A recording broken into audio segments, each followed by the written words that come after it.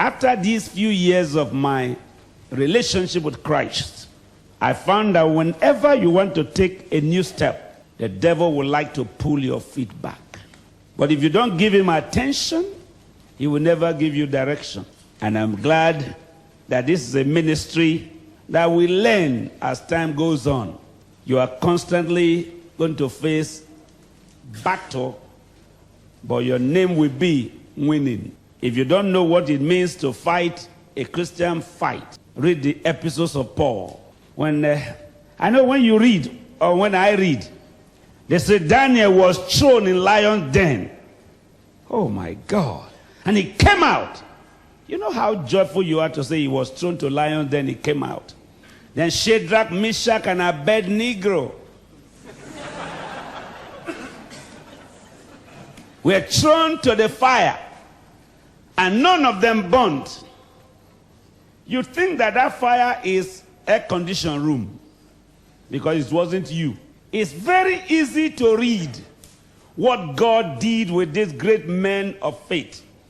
And when I was a young preacher, I heard a preacher say, prison said, Paul said, in imprisonment often, in shipwreck, in beating, in biting.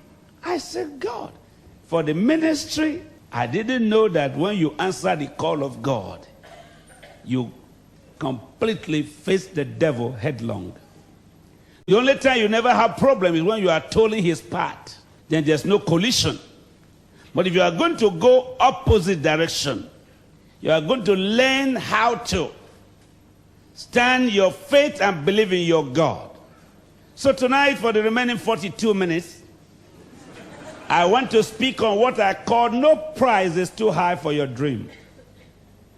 Let me hear you say no price, is too high, to pay for my dream. Can you say that by yourself boldly?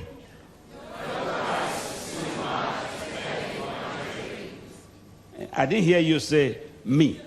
Let me hear you say by yourself, personify it.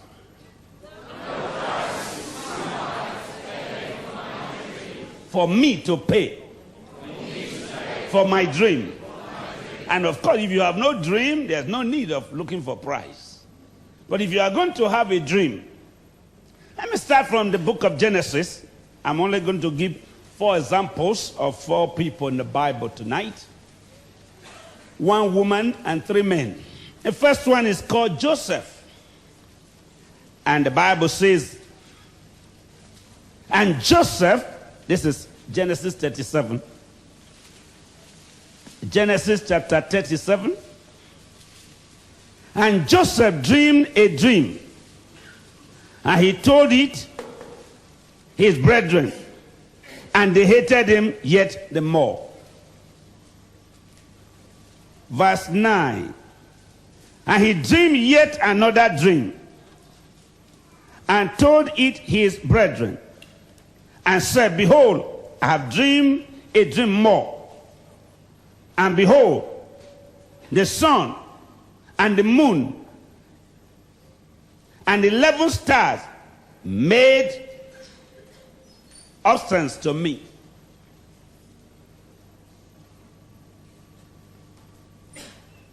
Verse 11.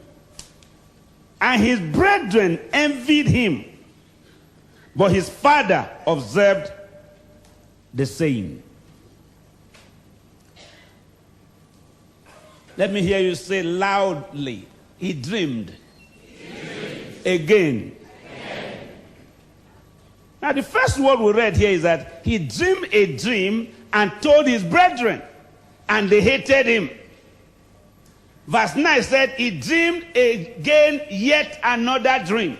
If it was you and I in the world of today, and I say to you, David, I dreamed I saw myself in a brand new Volkswagen. That's a car Christians like to ride. And I saw you coming to ask me for a ride. You say, me? An Englishman asking you for a ride? We will see. Now I leave you, I go back to my house, and I come back. David, that of yesterday is cancelled. I have just dreamed another dream. I saw myself in Pajero.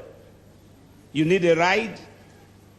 Now the dream continued, until the Bible said they left hatred to envy. These are not enemies from outside. These are his brethren. Because the Bible is not talking of the devil here now. Many times you want to think of bad, you only think of devil. You don't think of your neighbor. You don't think of your husband. You don't think of your wife. You don't think of anyone close to you. But the Bible says a man's enemy is of his household. And for years, by the grace of God, this ministry has taught me not to go far to see what the devil can do, but very close. That's me, not you. Some of you, you have to travel to London to see devil. If you want to see devil, go outside and see what is happening. Now, his brethren